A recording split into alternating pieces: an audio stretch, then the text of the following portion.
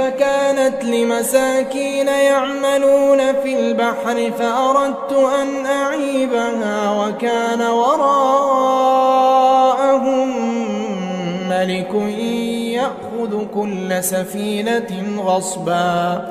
وأما الغلام فكان أبواه مؤمنين فخشينا أن يرهقهما طغيانا وكفرا فأردنا